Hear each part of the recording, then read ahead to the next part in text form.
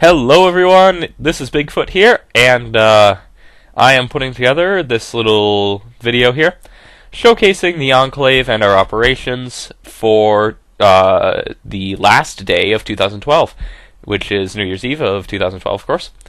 We ran a shorter operation, so I thought it would be a good time for me to just record the whole thing and post it up here. I've edited it down to 20 minutes, so that should help the boredom factor here. My squad, I was Dagger 10 tonight, is moving out in a galaxy, and we are flying out to take our objective, which here is Highland Solar. We hit the ground, take the alpha point, and then I'm moving around hunting targets. We're seeing a lot of enemy air, so we have our annihilators out, and I spot a Sunderer. So I call it out quick in TeamSpeak, and my squad converges. And we load up our rockets. I'm getting behind the thing so I can hopefully hit its exposed backside, because that's where it does the most damage. And Medic gets under there with C4 and finishes it off before I can even get another shot in. So good on us, and then we spot this lightning, and I take a shot at that too. But we hunker down, and we wait for orders, which came in to be take us under and drive it up to nearby, I believe this is Indar Bay Point, and assault Indar Bay Point from the Sunderer. So we do that. This guy, I think these are the Bulldogs. Is that what these are called? These guns? Because I really like them. Lots of explosions, lots of grenades. That guy doesn't stand much of a chance. He's dead. And that guy's C4ing our Sunderer. But that's okay, because it was just transport. We don't need to spawn. Because there's another squad here who has theirs. So we deploy anyway, and jump out. A couple engineers stay behind and rep that thing, killing their spawn beacons here. Excuse me, I have a terrible cold. Yeah, so we're just clearing the place out. Spot an enemy heavy over here. There he is. There you are, you little bugger. Got me with a knife. Gosh dang it. Oh well. So we're here, and then we load up again, and we drop on the Crown this time. And as many people will tell you, the Crown is incredibly difficult to take, but the Enclave managed it this time. So we run over here, and we are camping them in their spawn, just as you should. And we're suppressing fire, waiting for the flip, which will happen pretty quick here. And just crouch behind this wall, keep myself safe. Got a lot of guys in front of me, so I don't want to be shooting that gun. But yeah, hopefully, for the record, I will be doing more of these operations videos for you guys. It's very difficult to put them together, though, because they require a lot of editing. And I want to do commentary over the top, because oftentimes what we say in squad chat is for Enclave only. There we go, we spot an enemy moving out, so kill him pretty easily. And we're just awaiting the flip here. So like I said, I'll try to do this more often for you guys. It's rather difficult to do, though. And the Crown flips to our side, and we're hoping they'll storm out, which they do. There's a light assault kill. Get that quick. That was kind of nice. Ugh, excuse me, guys. I'm really sorry. I am hopefully getting better. But we load up in another gal, and we are on our way out. You can see a couple other gals over there on the left-hand side, and I'm panning around to show you a couple more. There's a lot of them. We were running, I think, 11 squads at one point yesterday. I'm recording this narration one day after, because it was New Year's Eve and I was doing New Year's stuff. So we drop on Indar Bay Point, and I have an interesting landing. You can see the rest of our shock troopers over there, but I have an interesting landing, but I don't die, thankfully. And there's that guy. Took me a couple more bullets than I should have, but I did get him. And taking some shots here. But we storm the garage, find it empty. A member of our squad pulls a Sunderer. And we move up the ramp, or the staircase. It's not a ramp. Well, it's kind of a ramp. It's kind of a ramp. Staircases are kind of ramps, right? And we are rushing the alpha point, which we do. So we get to position at the alpha point. This is a position I like to take, so they can't come in. They can't shoot me from the side. But I see one of my members get fired upon, so I move up. But he's already dead due to the guy next to me. And then we move to Paris Barracks. This is an interesting fight, because we're trying to take that point where all our waypoints are, but we can't get up there. We've tried Sunders, we've tried Flashes, everything. The problem is we have the NC fighting in Paris Amp Station behind us, and we have the VS nearly warp gated. So they're attacking this position with everything they have, too.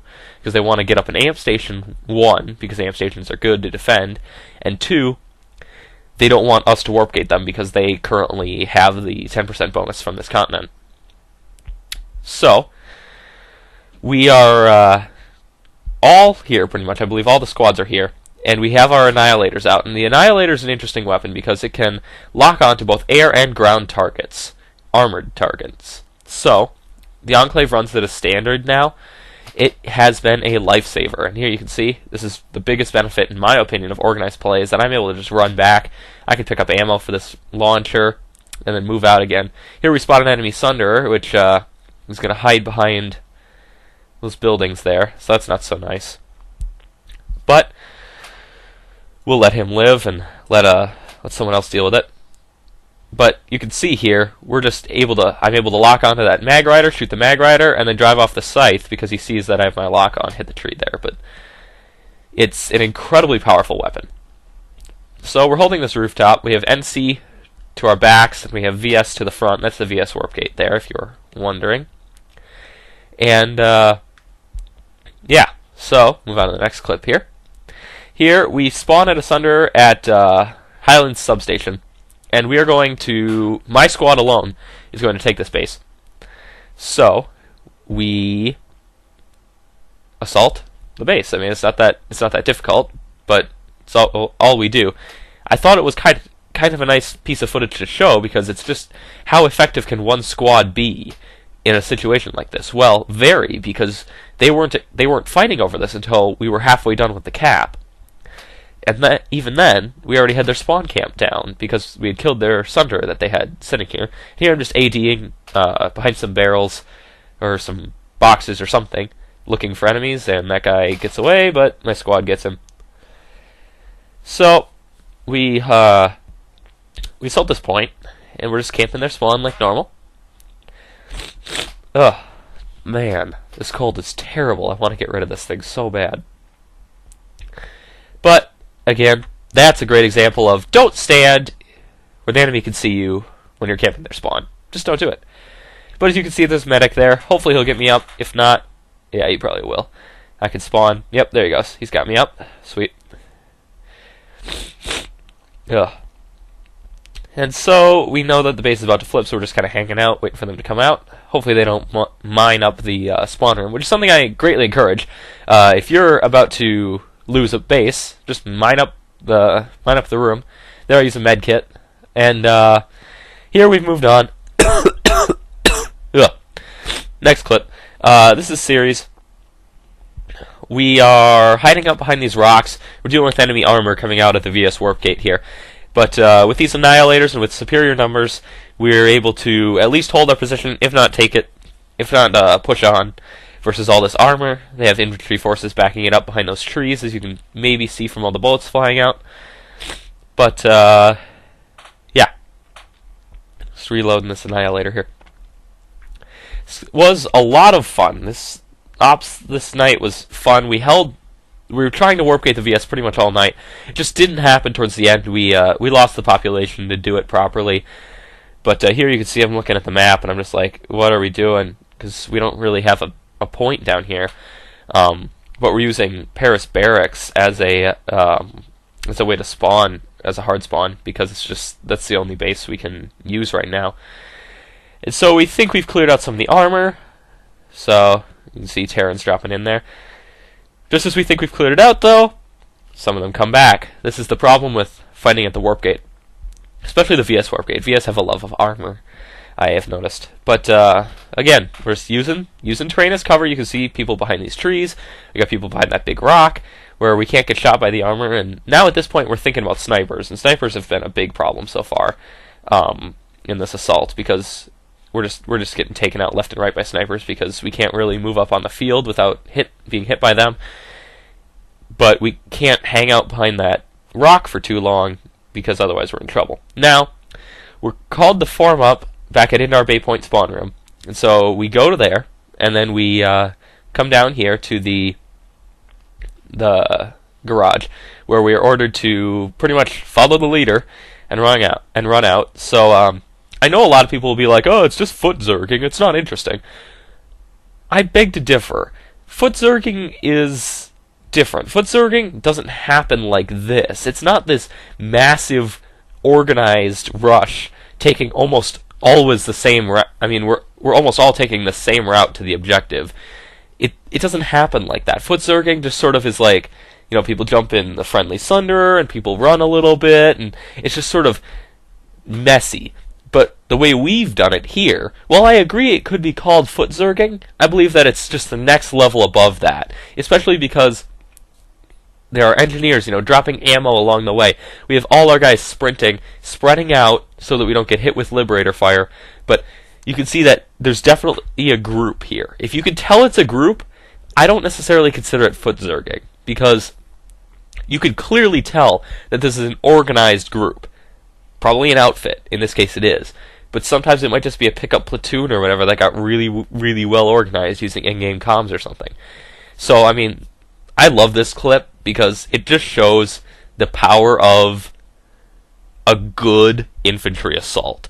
Whether you call it a foot zerg or not, it doesn't really matter because it worked. Okay? And if foot zerging works in this game, then that's what our outfit's going to do. Here we're ordered to frag the point. So we do that. I think I kill friendly. Or, rather, other people do.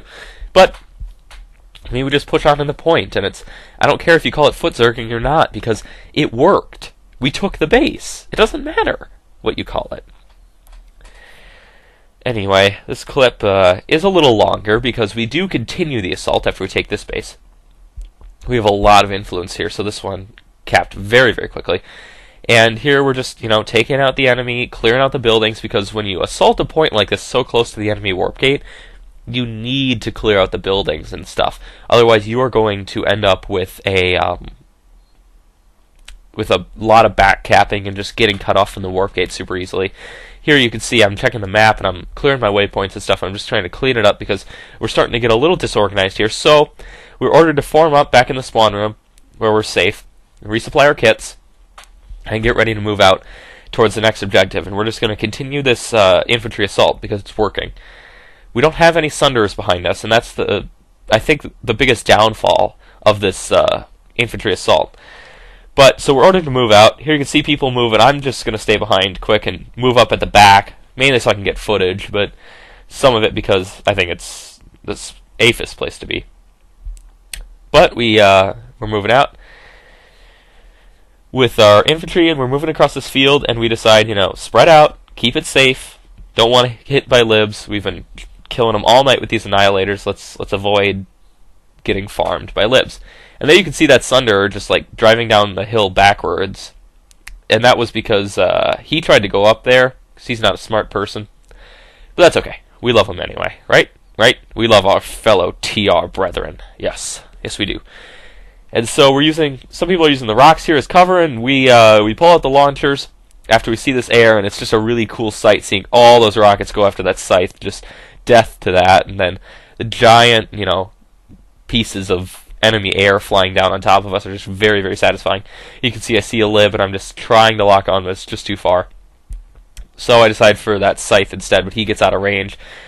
But not before all my TR friends get rockets after him. So he'll be having fun dealing with some of those. Ugh. Ooh, hopefully I ditch this cold eye tomorrow. That would be really good. But we continue the foot assault here. We are moving down onto Sirius Farms. Hopefully take the base. You know how it goes. Sometimes you clear out the enemy and just don't have the forces to quite take the base, which I think is probably what's going to happen here. But we continue the assault here. This is the most dangerous part of the assault, in my opinion, because one lightning or one thunder or whatever just coming across this road could annihilate a lot of us with just running, and then with HE cannons, we would all be dead. And Liberators. But we get under the tree cover here. It's really underrated, actually, getting under the tree cover. And we see that scythe light it up. I'm the first one to put a rocket behind it, but a couple other people get on the bandwagon there, and they do the same. Here we're approaching the base. We can see we have just a random MBT over there. It's kind of nice having some tank cover because, what do you know, the Vanu have their mag riders up. Most of them are off cooldown. There you can see I get a nice mag rider kill. A couple points there. And switching to the next clip. Here we go. We're at Series Substation, and I take on a Max. Only be shot down by a medic. Quite clearly, not the best fight, but whatever works. So I wait my spawn timer, and I'm going to go ahead and spawn. And here is where Ops got interesting last night. Because this Sunder, this man got a lot of points. Whoever owns that Sunder got a lot of points. But we take this base, and our orders were to hold as long as humanly possible. So we do. Lock it onto the enemy air. There's lots and lots of air, to the point where the Annihilators were not enough. We ordered Burster squads, and they came out. Here you can see the enemy's trying to flank us with Galaxy drops. It will not work. We have enough forces here to take out that Gal, and here you can see locking onto it, no problem. We get a lot of rockets off after it. And the air assault continues. You can see the Bursters there being pulled, shooting down this air. It does work. The Annihilator does work against air, and it works against ground targets en masse. Don't use it solo. You'll hate yourself. The results will not be what we are getting here. And here you can see they're trying the Galaxies again, but we get enough rockets into them that hopefully they'll die. For some reason I can't lock on. I think he deployed flares or has one of those extended lock-on timers, or he's just out of my range. I can't quite tell. But I think they get past us, but nevertheless, they don't seem to bother us, so we don't really care. In a case like this, however, I would go for the Grounder. The Grounder is incredible at fighting enemy air, and at this point we have a couple squads just pulling Grounders, and a couple pulling Skep launchers, so that we can deal with both the armor and the ground the armor and the air most effectively. But the rest of the squad sticking with the Annihilator, keeping it versatile. And you can see some of these sites are just flying right over us, and probably regretting it because just lots and lots of rockety death. Here we get behind a wall, and I'm shooting right over the wall here. Just getting lots of rockets downrange, and it's not the most fun thing to do. I'll admit, being on armor cover isn't the most fun thing. I prefer the infantry combat. I think it's just so much fun. But this is what you deal with when you warp gate someone, or you get close to warp gating them. Is they just create these huge armor pushes just out of nowhere, because that's all the enemy seems to know how to do, is just pull armor, use the armor to push. Pull armor, use the armor to push. And while it does work sometimes, it's not as fun for the people defending, because it's just armor after armor. You just have this launcher out, and there's no break in the action where you can ready up for the next assault. There you can see I dodged a sniper bullet really well. I kind of liked that. But over here I think I get a enemy engineer for my troubles here. But we're wrapping it up here. This is just Bigfoot's coverage of Ops for New Year's Eve of 2012. Thanks for watching. Rate, comment, subscribe, and I'll see you in the next video.